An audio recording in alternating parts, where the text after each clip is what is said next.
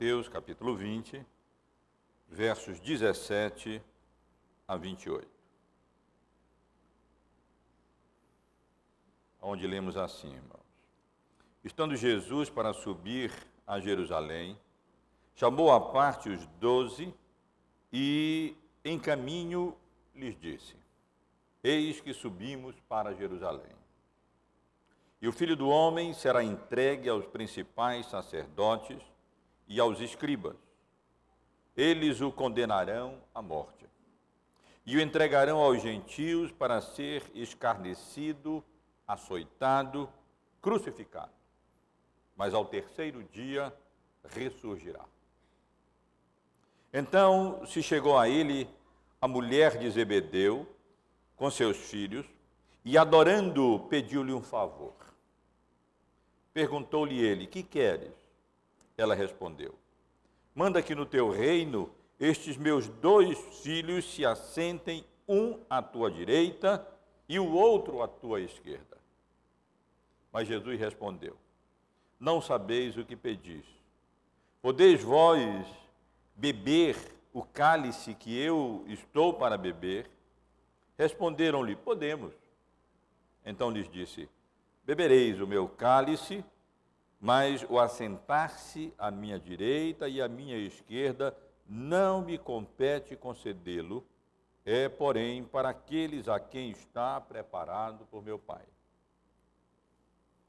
Ora, ouvindo isto, os 10 indignaram-se contra os 2 irmãos.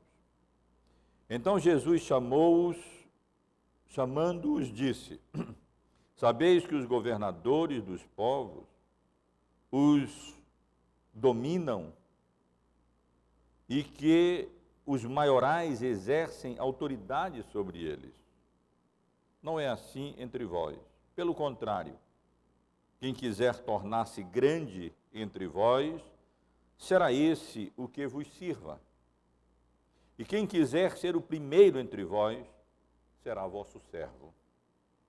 Tal como o Filho do Homem, que não veio para ser servido, mas para servir e dar a sua vida em resgate por muitos. Meus irmãos, muitas são os males e os perigos que a Igreja de Cristo enfrenta.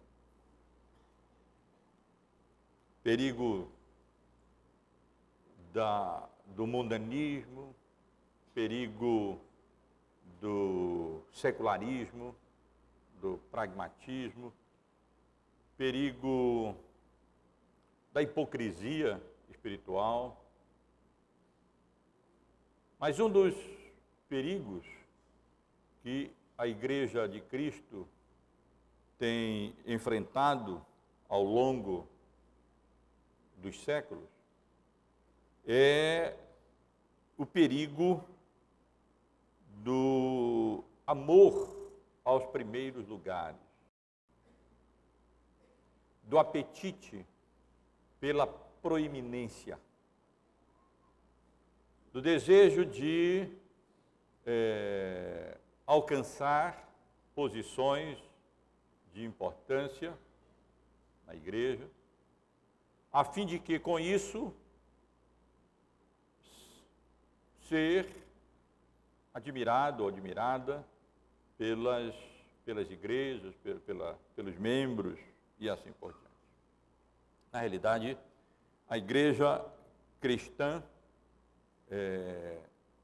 tem, ao longo dos séculos, padecido desse mal terrível. Aquilo que poderíamos chamar de politicagem eclesiástica, com vistas a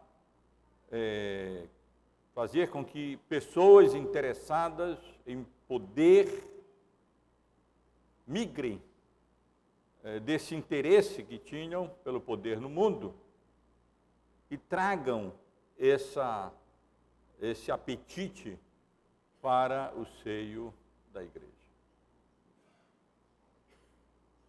Mas, meus irmãos, quando nós lemos uma passagem como essa, que registra não apenas a previsão de Jesus do que lhe aconteceria em Jerusalém, mas também o pedido da mulher de Zebedeu, mãe de dois dos apóstolos mais chegados de Jesus, Tiago e João. Nós não devemos nos apressar a atirar a primeira pedra. Porque se os irmãos e irmãs refletirem, provavelmente encontrarão sentimento semelhante a esse no seu coração. A Bíblia, de fato, ensina que a palavra de Deus é viva, ela é eficaz, ela é mais afiada do que uma espada de dois gumes, e que penetra no coração e nos permite discernir as motivações, os pensamentos e os propósitos do nosso coração. Há um salmo conhecido, muito conhecido de todos nós, o Salmo 139, versículos 23 e 24, onde o salmista ora: sonda-me, ó Deus, e conhece o meu coração. Prova-me e conhece os meus pensamentos. Vê se há em mim algum caminho mau e guia-me pelo caminho eterno. E o Evangelho, não apenas as parábolas de Jesus, mas os ensinos de Jesus, eles têm esse efeito perscrutador do coração. Os registros que aqui nós encontramos, os episódios aqui narrados, eles não têm como objetivo apenas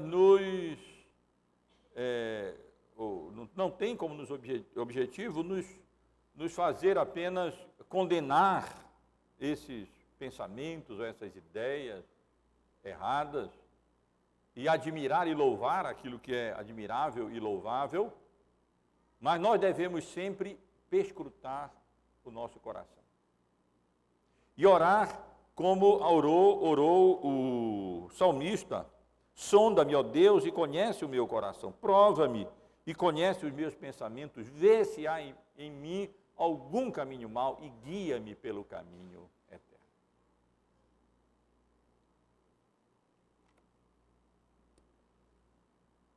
No domingo passado, estivemos juntos nessa exposição do Evangelho de Mateus, que já dura aproximadamente 2 anos, considerando a ilustração e explicação de Jesus por meio de uma parábola, a parábola conhecida como a parábola dos trabalhadores da vinha, que também poderíamos chamar de parábola do agricultor generoso, porque essa é a sua ênfase, na generosidade do agricultor, que representa o Deus gracioso, que faz infinitamente mais do que nós pedimos ou pensamos, faz aquilo que é impossível aos homens fazer, que é alcançar e prover a salvação da nossa alma.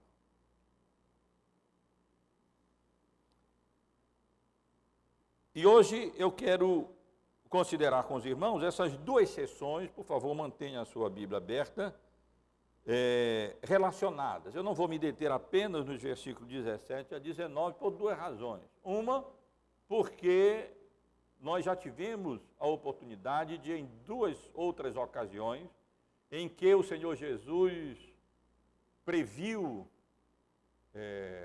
os seus sacrifícios, seus sofrimentos e a sua morte em Jerusalém, já tivemos a oportunidade de comentar. Mas também porque a primeira sessão, dos versículos 17 ao versículo 19, está associada ao versículo 20 até o versículo, a sessão seguinte, do verso 20 até o versículo 28. Não apenas a primeira palavra do versículo 20, então, ligando os 2 textos, tanto aqui como na mesma ordem que aparece no outro evangelho que narra o episódio, o evangelho de Marcos, associa as duas passagens, como na realidade o próprio conteúdo dessas passagens está evidentemente relacionado. Na primeira sessão, dos versos 17 e 18, o Senhor Jesus, 18 a 19, o Senhor Jesus anuncia aos seus discípulos, prepara os seus discípulos, profetizando que ele seria entregue aos gentios, seria escarnecido, seria açoitado, seria crucificado e depois então ressurgiria dentre os mortos. E no final do versículo da sessão seguinte, no versículo 28, o Senhor Jesus associa o que ele havia ensinado nessa sessão, comparando ou se apresentando como modelo de humildade para os seus apóstolos, para os seus discípulos. Tal como o Filho do Homem, que não veio para ser servido, mas para servir, ele volta ao tema, e dar a sua vida em resgate por muitos. Então, as duas passagens estão evidentemente associadas. E eu penso que elas adquirem maior força quando nós as consideramos conjuntamente, como eu pretendo fazer, ainda que de modo abreviado, nesta noite. Então, vamos considerar, meus irmãos, essas duas sessões, desde o verso 17 até o versículo 28, onde o Senhor Jesus estabelece um outro princípio do reino, oposto ao que se verifica nos reinos deste mundo. E exemplificado, princípio este é exemplificado pelo próprio Senhor Jesus. Ou seja, os maiores no reino de Deus não são aqueles colocados em posição de autoridade, mas os que humildemente se dispõem a servir a Deus, servindo a sua igreja.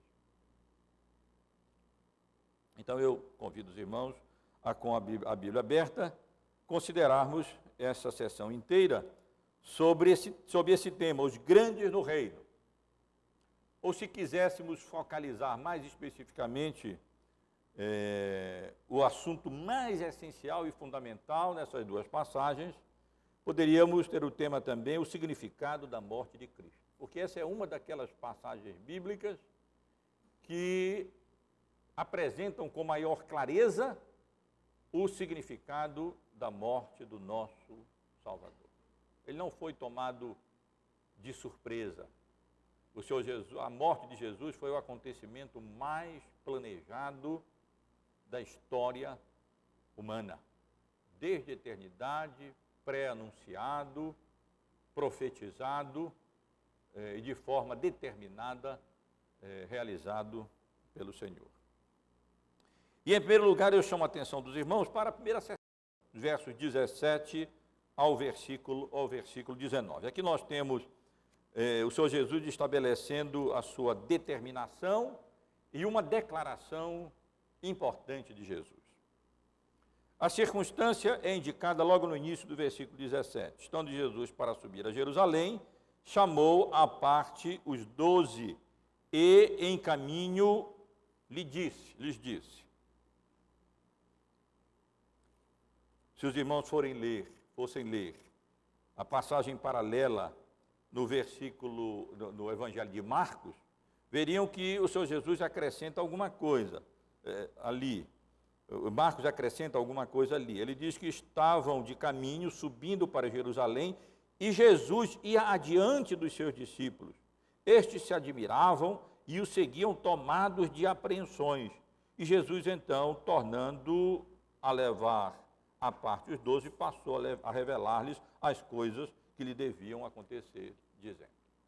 Então, os irmãos percebem daqui claramente o contexto. Jesus estava, na realidade, já há algum tempo, depois do seu grande ministério na Galileia, Jesus estava determinado a ir a Jerusalém.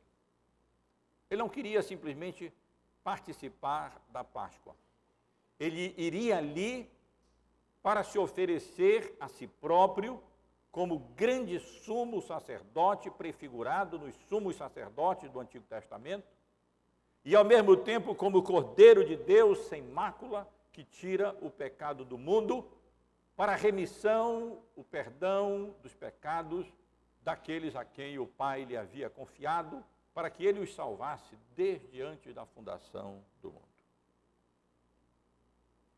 E a ida de Jesus a Jerusalém causava apreensão aos discípulos. Eles estavam apreensivos. O Senhor Jesus, diz Marcos, ele ia na frente deles, como que conduzindo-os, guiando-os aquele caminho. E o Senhor Jesus, então, mais uma vez, chama os seus discípulos à parte para prepará-los para um acontecimento que eles não conseguiam compreender, eles não conseguiam discernir, não entrava na cabeça deles a ideia de que o Messias seria um servo sofredor.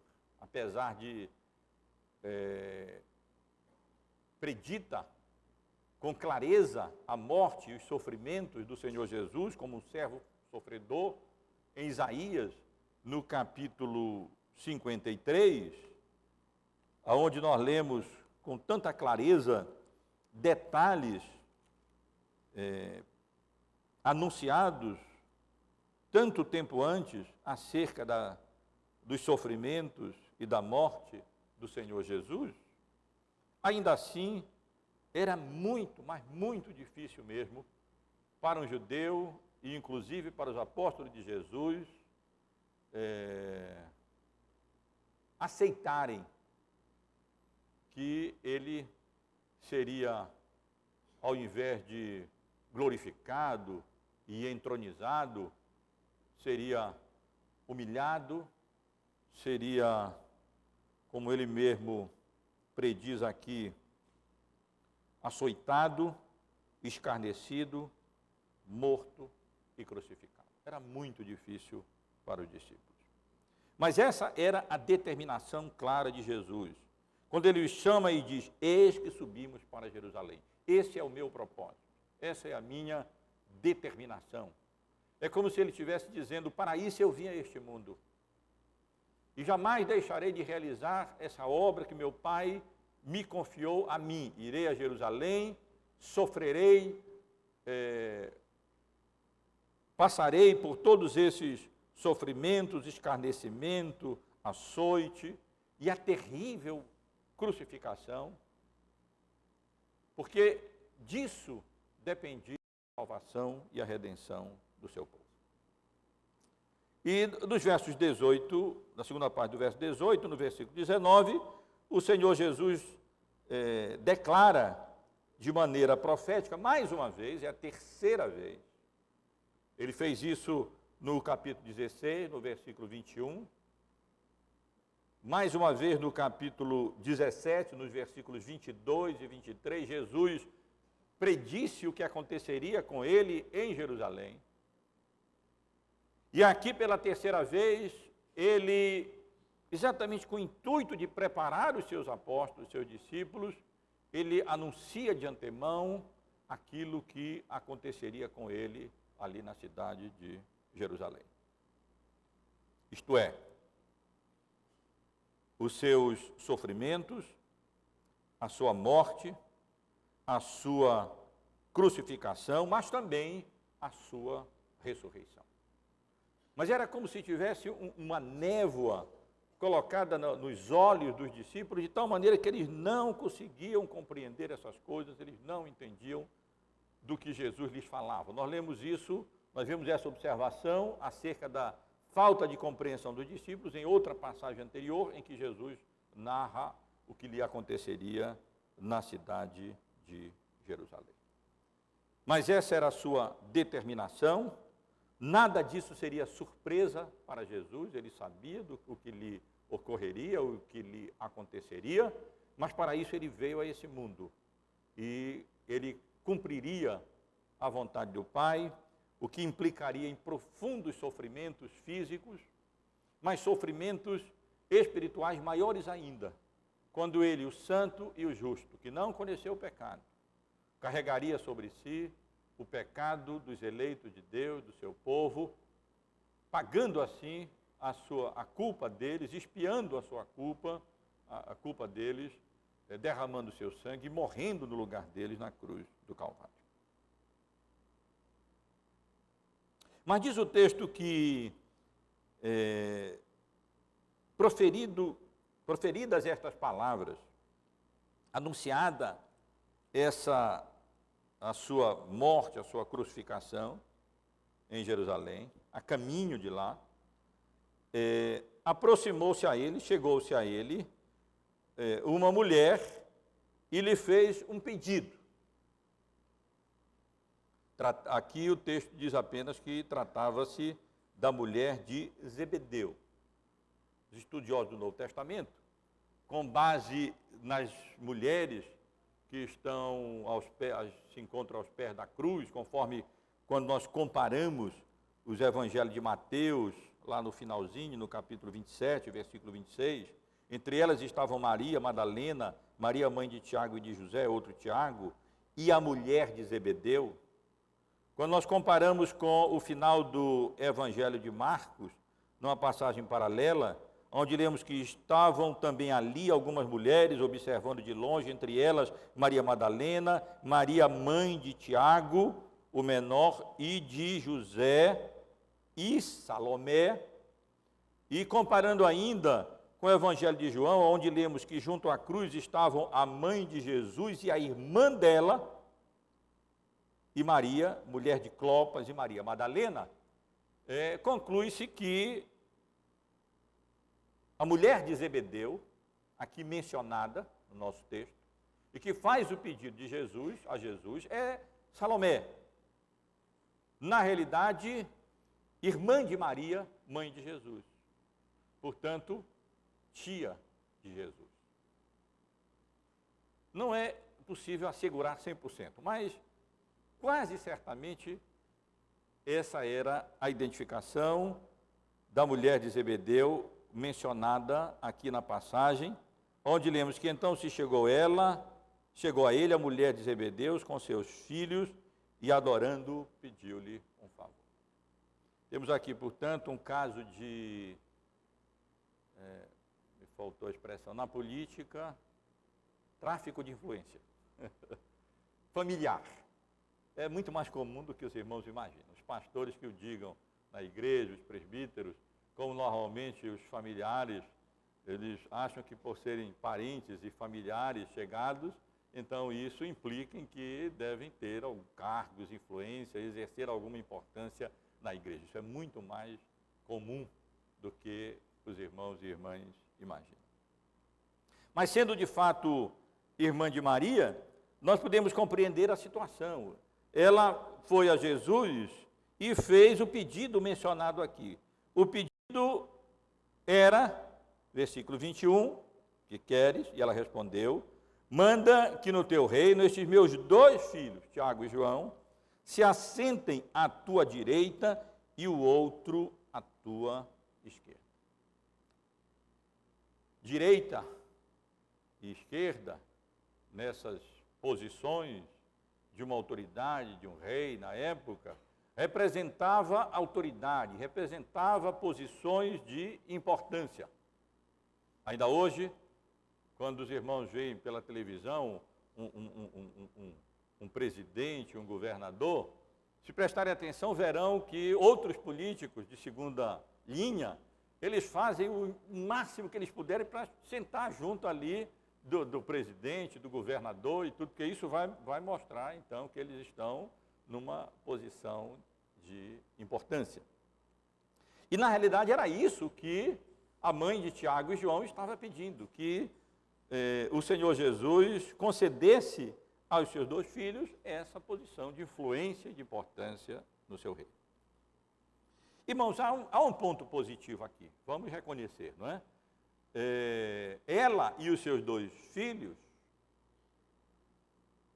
criam, de fato, que Jesus estabeleceria o seu reino. Eles estavam interessados nisso. E a própria atitude da mulher, que sendo tia, se realmente for, de Jesus, ali se prostrou nos seus pés e o adorou. Quer dizer, a atitude dela de adoração e também o próprio interesse e a fé no estabelecimento, na visão deles, imediato do reino messiânico de Cristo, é um ponto positivo para eles. Outros nem estavam interessados em coisa nenhuma disso.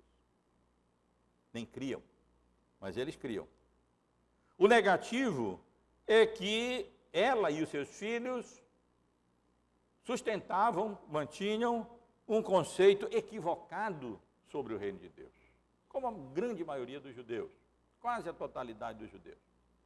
Eles não imaginavam um reino de natureza espiritual que não consiste de bebida, nem de comida, nem de poder bélico, nem de autoridade secular, mas de paz, de alegria, de paz do Espírito Santo, de amor do Espírito Santo. Mas eles imaginavam um reino terreno, um reino mundano.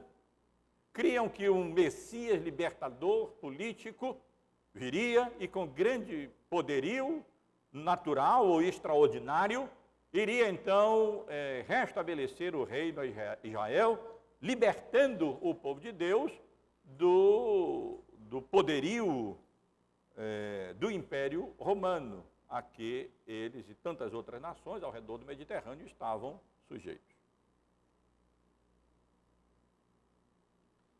O outro equívoco foi com relação à natureza, não somente do reino, mas do poder do reino.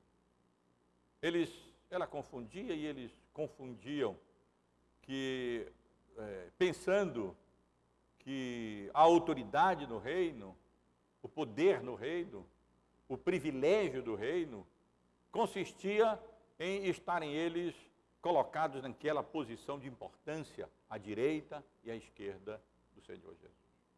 Não haviam compreendido nem a natureza do reino de Deus, nem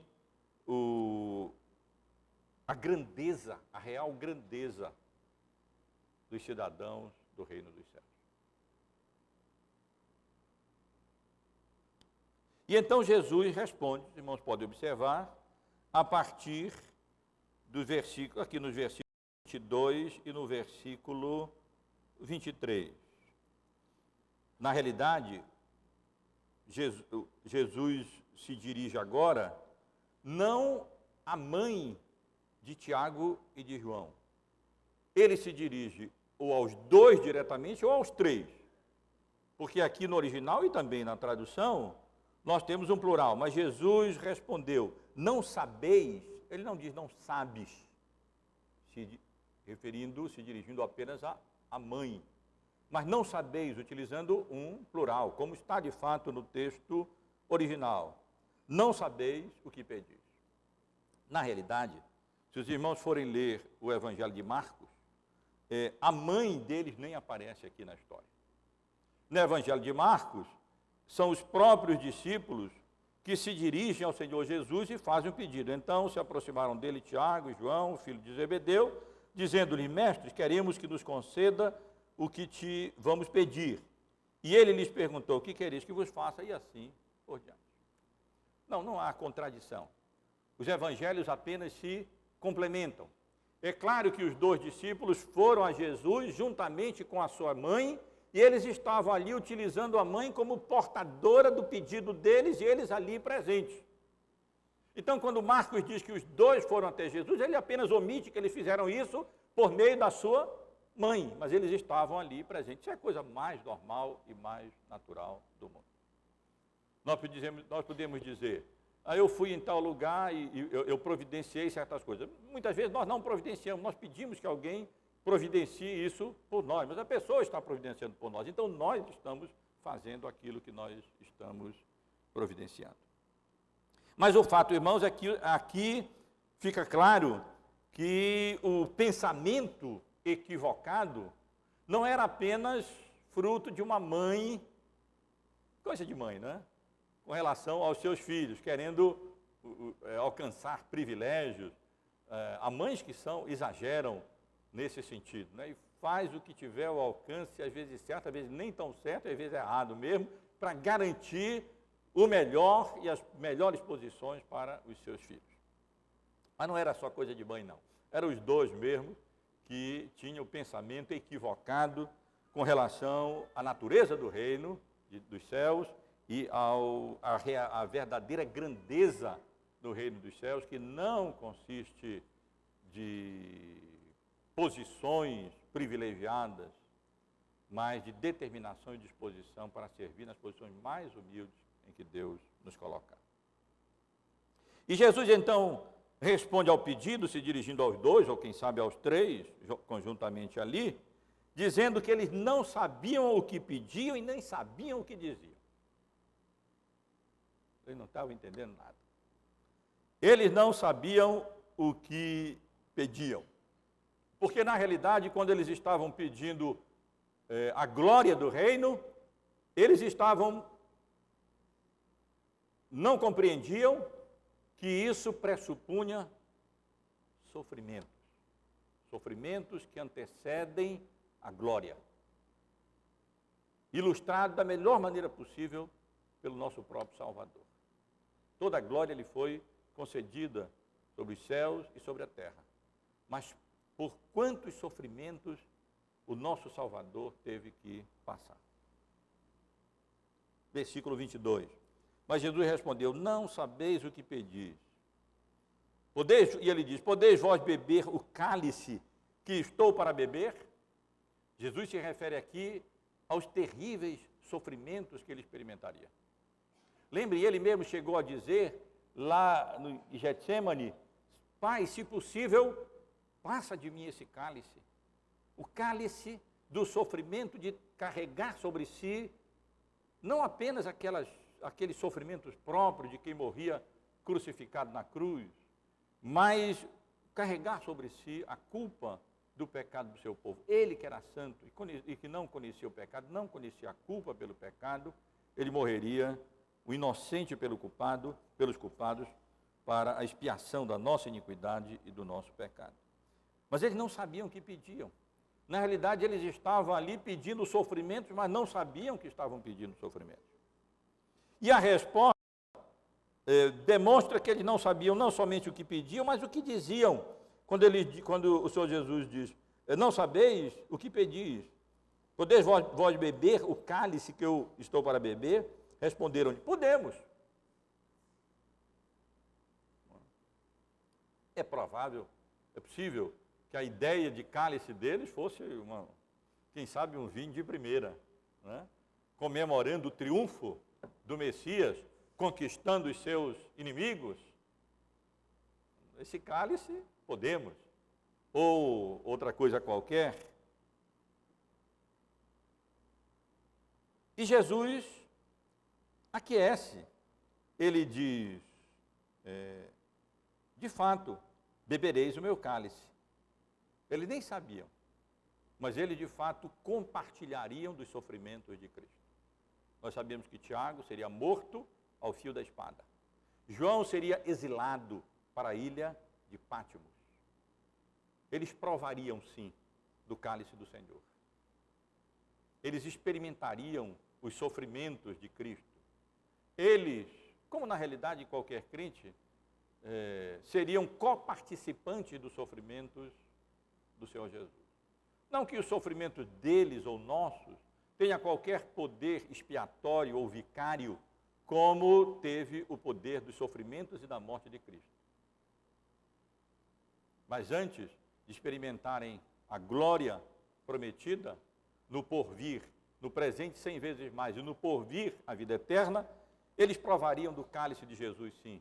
Eles passariam pelos sofrimentos que antecedem a glória do Rei. Mas Jesus nega-lhes o pedido. Nega-lhes o pedido dizendo alguma coisa que nós não conseguimos compreender. Quando ele diz: mas o assentar-se à minha direita e à minha esquerda não me compete concedê-lo. É, porém, para aquele a quem está preparado por meu Pai. É sempre muito difícil saber o que devemos atribuir à humanidade de Cristo e à divindade do Senhor Jesus. Os irmãos lembram que quando ele, inquirido pelos mesmos apóstolos, pelos mesmos discípulos, quando seria a vinda do seu reino em glória, ele disse que os anjos do céu não sabiam isso, que nem ele sabia isso, mas apenas o Pai que está no céu. Na sua divindade, o Senhor Jesus é onisciente, mas na sua humanidade é como se tivessem coisas que ele não soubesse. Nós não conseguimos compreender essas coisas.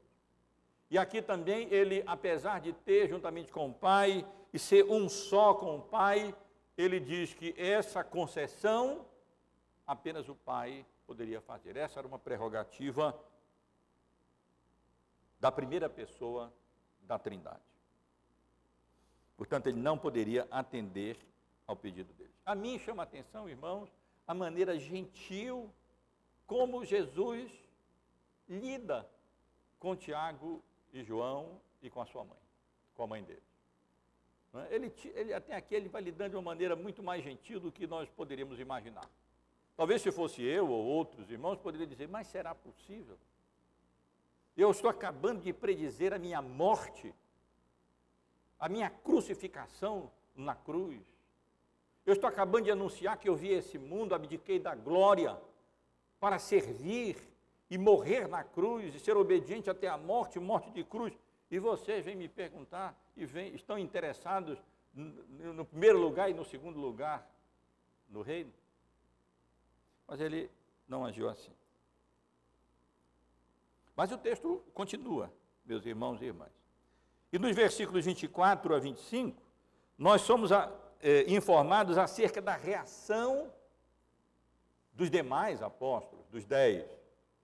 E aí sim, da advertência do Senhor Jesus. A advertência que provavelmente não se restringe aos 10, mas provavelmente até a todos. Mas pelo menos foi suscitada mais pela reação dos 10 outros apóstolos, conforme o texto nos narra. A reação é indicada no versículo 24.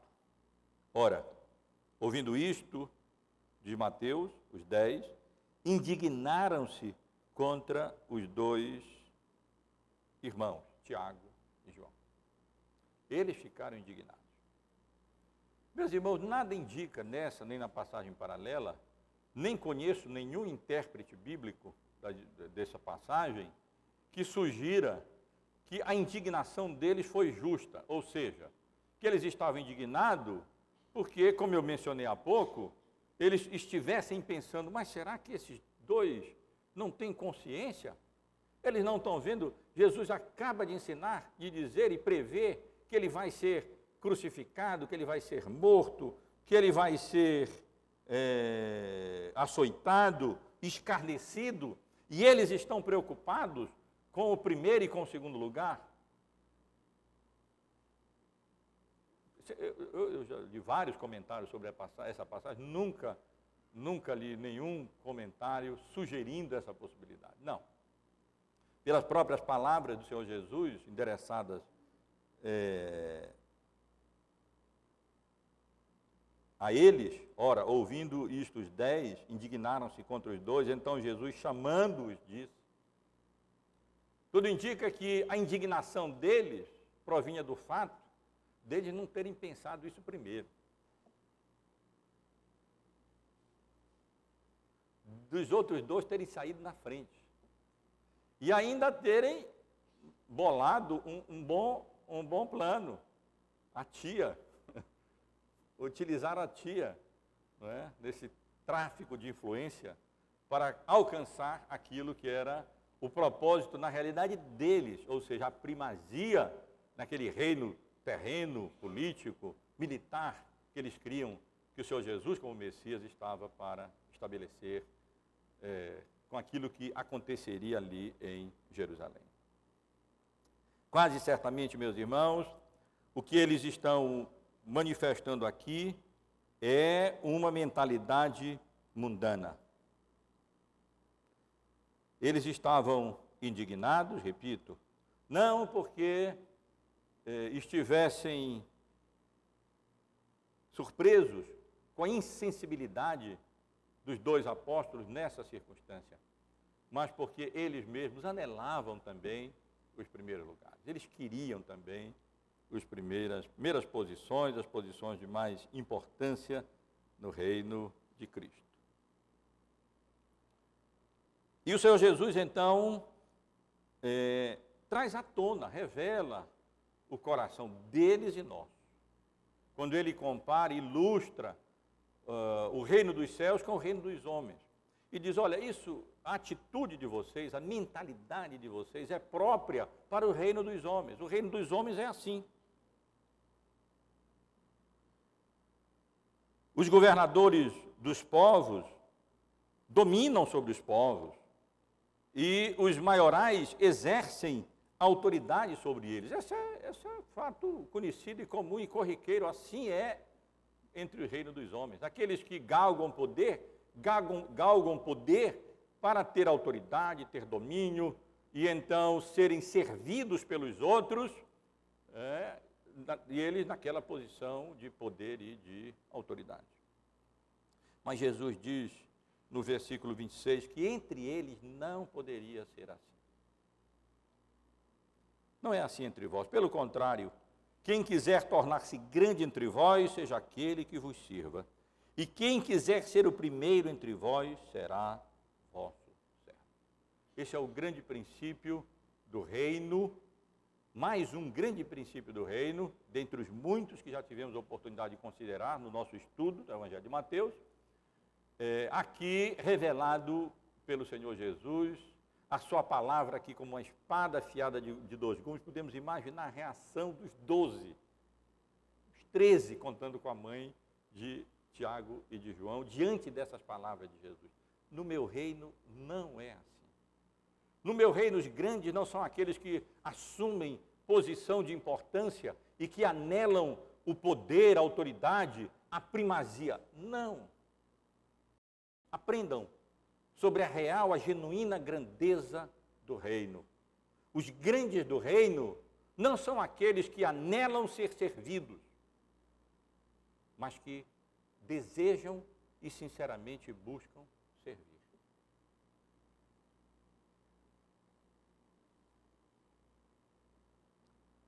E então Jesus conclui o seu tratamento dessa questão, se apresentando ele próprio como exemplo, no versículo 28. E ao fazer isso, o Senhor Jesus nos ensina uma grande verdade bíblica com relação ao significado da sua morte. Para muitos, como os irmãos e irmãs certamente sabem, a morte do Senhor Jesus foi a consequência inesperada de um bom homem, um grande profeta, de elevada moral, mas que se tinha como mais do que na realidade ele era, e que tragicamente acabou morrendo daquela forma como ele morreu. Para outros, Jesus não passava de um louco, de um fanático, e o resultado não poderia ser diferente, senão essa morte trágica que ele experimentou. Para muitos liberais, na realidade, o Senhor Jesus nunca foi o Deus que revela ser, nunca ressuscitou. A versão que temos nos evangelhos sobre a vida e sobre a morte e sobre a ressurreição de Jesus não passa de um mito construído pela igreja primitiva posterior, endeusando assim um bom homem, um grande profeta que esteve entre nós. Mas, meus irmãos, esta passagem bíblica, esse texto todo ensina não apenas que a morte de Jesus, o que aconteceu com ele na cruz, foi o evento mais bem planejado de toda a história da raça humana. Mas foi também muito mais do que uma simples morte. E muito mais do que uma simples morte por crucificação, como muitos morriam por cometerem crimes graves, condenados pelo Império Romano. Quando Jesus diz, tal como o Filho do Homem, que não veio para ser servido, mas para servir, e dar a sua vida em resgate por muitos. Jesus diz, em outras palavras, aos seus discípulos, aquilo que nós lemos com mais detalhes, o apóstolo Paulo escrevendo aos Filipenses no capítulo 2. Vejam, todo o contexto. Completai a minha alegria, de modo que pensais a mesma coisa, tenhais o mesmo amor, sejais unidos de alma, tendo o mesmo sentimento, nada façais por partidarismo ou vanglória, mas por humildade, considerando cada um os outros superiores a si mesmo. Não tenha cada um em vista o que é propriamente seu, senão também cada qual o que é dos outros. E aí, essa mesma questão é ilustrada aqui pela atitude de Jesus. Tende em vós o mesmo sentimento que houve também em Cristo Jesus, pois ele, subsistindo em forma de Deus, não julgou como usurpação o ser igual a Deus. Antes a si mesmo se esvaziou, assumindo a forma de servo, sim, servo sofredor, tornando-se em semelhança de homens, e reconhecido em figura humana, a si mesmo se humilhou, tornando-se obediente até a morte e morte de cruz, pelo que também Deus o exaltou sobremaneira e lhe deu o nome que está acima de todo nome, para que ao nome de Jesus se dobre todo joelho nos céus, na terra e debaixo da terra, e toda língua confesse que Jesus Cristo é Senhor, para a glória do Pai. Em essência, Paulo trata aqui do mesmo assunto. Ele está exortando a igreja à humildade, a não julgarem-se a si próprios superiores aos irmãos, pelo contrário, mas sim considerarem os outros superiores a si mesmos e a não terem em vista, como meta, como objetivo, aquilo que é propriamente seu. E então a humilhação do Senhor Jesus em vir a esse mundo, assumir a nossa natureza humana e se oferecer a si próprio por nós, é apresentado como exemplo que deve nos guiar como crentes em Cristo nas nossas atitudes no que diz respeito à grandeza do reino dos céus. Grandes do reino de Deus não são aqueles que estão colocados em posições de importância. Grandes no reino de Deus são aqueles que servem. Mas, meus irmãos, ao se apresentar como si próprio, como exemplo da atitude que ele esperaria dos cidadãos do reino, o Senhor Jesus refere-se ao seu serviço, supremo serviço, que jamais alguém pôde realizar, oferecer-se a si próprio, dar a sua própria vida em resgate por muitos. O Senhor Jesus explica ou nos dá a entender a natureza da sua morte. Quando o Senhor Jesus morreu na cruz, ele estava ali como que pagando o resgate para libertar um povo que havia sequestrado. Esse é o uso que nós fazemos da expressão resgate nos dias de hoje. E a coisa é bem frequente, bem comum, e a gente está familiarizado com isso, né? Aqui e ali, pessoas são sequestradas e os familiares precisam levantar uma soma enorme de dinheiro e pagar um resgate para que essa pessoa venha a ser, então, libertada. No contexto, na época de Jesus, o termo resgate era utilizado noutra circunstância.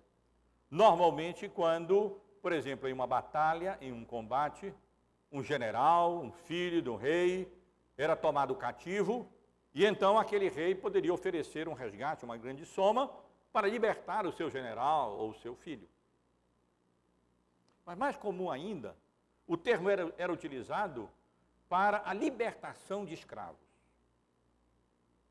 Um resgate, esse era o termo, era pago por ele ou por alguém, com vistas à libertação, era uma carta de alforria. para que aqueles que eram escravos agora fossem libertos e pudessem viver em liberdade, não mais sob o domínio, sobre o jugo do seu Senhor. Meus irmãos, isso explica a natureza da morte do nosso Salvador. Quando o Senhor Jesus veio a esse mundo, deliberadamente assumiu a nossa natureza humana, determinadamente decidiu ir a Jerusalém, para ali, sabendo o que iria lhe acontecer, isto é, ser escarnecido, açoitado, crucificado, injustamente condenado à morte. Ele estava resgatando, pagando a Deus o preço necessário, porque o salário do pecado é a morte. E para que o povo eleito de Deus não tivesse que morrer a morte eterna, a condenação eterna, o Senhor Jesus teve que carregar sobre si toda a culpa dos pecados de cada um de nós que fomos eleitos pelo Pai antes da fundação do mundo. E como consequência disso, morrer, pagando, expiando a nossa culpa, pagando com seu próprio sangue, com a sua própria vida, o resgate, o único resgate que poderia desviar a ira de Deus do seu povo, puxando-a para si próprio, para que ele então fosse ali condenado e morresse a morte de cruz em nosso lugar. É isso que a preposiçãozinha traduzida aqui por muitos, no final, mas para servir e dar a sua vida em resgate por, o grego anti, ou seja, no lugar de, manifesta claramente a natureza da morte de Cristo. Foi uma morte expiatória, foi uma morte vicária, foi uma morte em que, através dela, ele nos resgatou do domínio e do poder de Satanás, do domínio e do poder do pecado. E quando lemos no final, a última palavra, por muitos e não por todos, nós calvinistas sabemos muito bem a que o Senhor Jesus se refere. Não, Jesus não morreu por todos. Jesus morreu pelos eleitos de Deus. Jesus não morreu de maneira vaga e ineficaz por todos, mesmo pelos ímpios que perecerão eternamente. Não, Jesus morreu por aqueles que o Pai havia dado antes da fundação do mundo. De tal maneira que seu sangue foi eficaz, a sua morte foi plenamente eficaz, e nenhum daqueles por quem Cristo morreu perecerá, mas alcançará a vida eterna. Meus irmãos, eu quero apenas concluir a exposição dessa passagem bíblica, reiterando e enfatizando algumas lições que o texto nos ensina. A primeira lição é que, contrariamente ao que muitos pensam, a morte de Jesus não foi acidental. Foi, sim, o acontecimento mais planejado e determinadamente executado da história humana. Foi um acontecimento decidido na eternidade, antes da fundação do mundo. Foi um acontecimento prefigurado desde a queda, quando Deus provê vestes de animais, pressupondo aí a morte, o derramamento de sangue de animais para cobrir nossos primeiros pais, a nudez dos nossos primeiros pais, e anuncia que o filho da mulher venceria o descendente da serpente, ainda que com o calcanhar ferido, ainda que com isso, para isso fosse necessária a sua morte cruenta na cruz do Calvário. Acontecimento prefigurado em todos aqueles sacrifícios cruentos do Antigo Testamento. Jesus é o único e verdadeiro Cordeiro Pascal que tira o pecado do mundo. Todos aquelas ofertas, aqueles sacrifícios prescritos no Antigo Testamento, aqueles milhares de animais que eram mortos, apenas anunciavam, antecipavam e prefiguravam a vinda do Cordeiro perfeito, que se ofereceria a si próprio para morrer por muitos, por aqueles que o Pai lhe deu, para que eles fossem então libertados do seu pecado, servindo e não sendo servido. E foi ainda anunciado pelos profetas e, como temos visto, de forma determinada, executado pelo Senhor Jesus. Não é à toa que várias vezes nós encontramos, quase que como uma repetição, Jesus anunciando que ele iria para Jerusalém. Essa era a sua determinação. E que ali ele sofreria, ele seria morto, crucificado, mas ressurgiria ao terceiro dia. Além disso, irmãos, é bom lembrar que a morte cruenta, expiatória, judicial de Cristo em nosso lugar, na cruz do Calvário, não é o fim da história. Eu não sei por que cargas d'água os apóstolos parece que não ouviam quando Jesus fazia essas referências à sua ida, aos seus sofrimentos e à sua morte, à sua crucificação, que ele fazia referência também à sua ressurreição. Mas parece que não entrava nos ouvidos deles. E eles não compreendiam. Mas volto a dizer, a sua morte não seria o fim da história.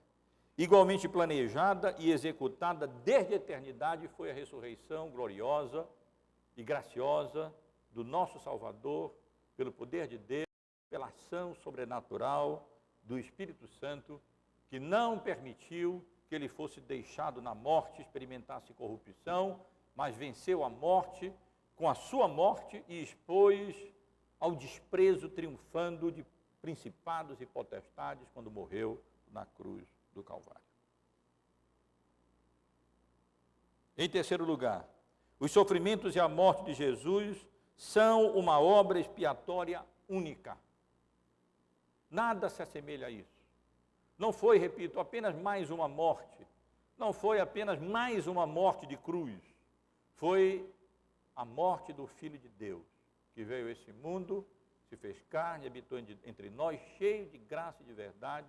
Vimos a sua glória, glória como do unigênito do Pai, que se deu e morreu e se ofereceu como sacrifício por nós, para a redenção da nossa alma, remissão dos nossos pecados, perdão da nossa culpa, para que alcançássemos a salvação em Cristo Jesus.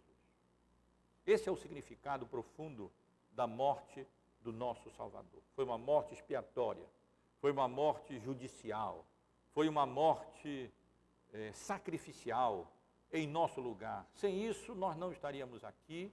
Este é o centro do Evangelho, é a grande obra realizada pelo Senhor Jesus, através da qual Ele paga o preço dos nossos pecados e expia a nossa culpa. Mas, meus irmãos, o texto nos ensina, nos autoriza a concluir que a morte do Senhor Jesus e os sofrimentos do Senhor Jesus Cristo ilustram a mentalidade que devem ter os seus seguidores. Ou seja, humildade e serviço. Sendo ele quem era, Deus, um ser divino, com toda a autoridade, com todo o poder, a segunda pessoa da Trindade, existindo desde a eternidade, abriu mão da glória que ele tinha antes com o Pai e veio a esse mundo, e não há maior serviço do que esse, o Santo dos Santos, aquele que nunca experimentou o pecado, assumir a nossa natureza, ser obediente à lei, submeter à lei até a morte de cruz do Calvário, para que aqueles que o Pai lhe deu alcançassem a vida eterna. Não podemos imaginar o Deus soberano, Criador dos céus e da terra, governador do universo, encarnar com todas as nossas fragilidades, sem o pecado, é claro, do qual ele foi preservado, e ainda ser humilhado, como Jesus disse aqui, açoitado, escarnecido, crucificado. Que serviço maior do que esse alguém poderia imaginar? Mas Jesus veio a este mundo não para ser servido, mas para servir. E aqui ele nos ensina que nós, como cidadãos do reino, não podemos de forma alguma ter a mentalidade do mundo e buscarmos as coisas grandes e anelarmos posições de influência ou de importância, mas estarmos preparados e dispostos a servir. E aqueles que, pela misericórdia e graça de Deus, são colocados em posição de liderança, devem compreender, eles não passam de servos dos servos. Para isso é que Deus nos chama.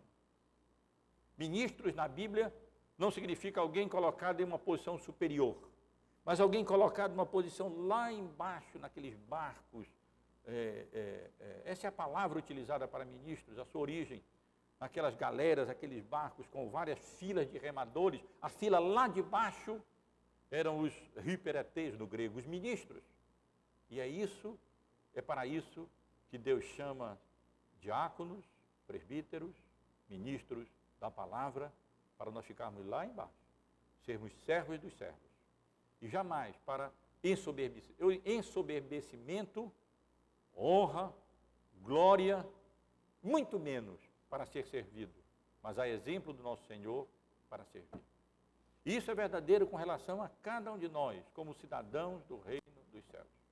Muitos dos problemas, creiam em isso, irmãos, muitas das querelas, muitas das contendas, muitas das dificuldades entre marido e esposa, entre irmãos e irmãs na carne, e entre irmãos e irmãs, irmãos em Cristo, decorrem exatamente desse desejo de proeminência, dessa ofensa, dessa afronta que alguns sentem, porque vêm outros alcançar proeminência numa área, noutra área, e invejam, e aí então agem como as pessoas do mundo, como indicadas aqui pelo Senhor Jesus.